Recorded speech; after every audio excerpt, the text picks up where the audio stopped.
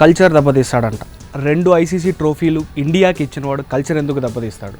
ఇది BCCI insider Rohit శర్మపై తనని ఎందుకు క్యాప్టెన్సీ నుంచి తీసేశారో అని అడిగిన దానికి చెప్పిన స్టేట్మెంట్ ఎంత రిడిక్యులస్గా ఉందంటే, ఎంఎస్ ధోని గురించి ఇలాంటి కామెంట్ ఒకప్పుడు చేసి ఉంటే మాత్రం బీసీసీఐ ఏ పర్సన్ అయితే ఆ కామెంట్ చేశాడో ఆ కామెంట్పై ఒక కఠిన చర్య అయితే జరిగేది.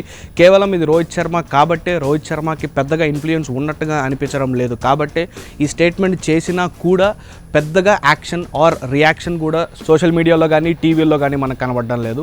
ఒకసారి కరెక్ట్గా ఆ బీసీసీఐ ఇన్సైడర్ రోహిత్ శర్మ క్యాప్టెన్సీపై ఏమన్నాడో చూసుకున్నట్లయితే, 3 ఫార్మాట్లో 3 క్యాప్టెన్లు ఉండడం కరెక్ట్ కాదు. ఈ స్టేట్మెంట్తో ఆల్మోస్ట్ అందరూ అగ్రీ చేయాల్సిందే. ఎందుకంటే teams across the world multiple ఫార్మాట్స్లో మల్టిపుల్ క్యాప్టెన్స్ని పెట్టి స్ట్రగుల్ అయిన పరిస్థితి మనం చాలాసార్లే చూసాం. సో అందుకనే రోహిత్ శర్మని క్యాప్టెన్సీ నుంచి తీసేస్తూ శుభ్మన్ గిల్కి ప్రమోషన్ ఇచ్చినట్టుగా అజిత్ అగర్కర్ ప్రెస్ కాన్ఫరెన్స్లో పేర్కొన్నాడు. This part is very clear.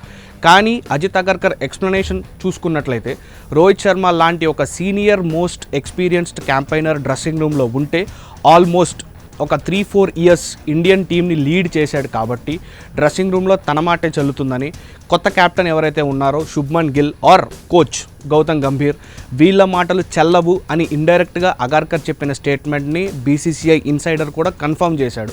ఇందుకే రోహిత్ శర్మని క్యాప్టెన్గా తీసేస్తున్నట్టు ప్రకటించారు.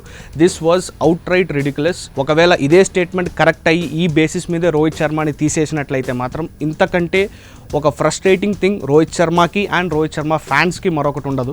ఆల్మోస్ట్ ఐసీసీ ఈవెంట్స్లో గత 3 ఏళ్ళుగా రోహిత్ శర్మకి తిరుగులేని రికార్డు ఉంది. 2023 world cup final, 2024 T20 world cup గెలిపించాడు అండ్ ఈ ఇయర్ ఛాంపియన్స్ ట్రోఫీ కూడా గెలిపించాడు. అద్భుతమైన క్యాప్టెన్సీ విన్ రికార్డ్ రోహిత్ శర్మకి సొంతం.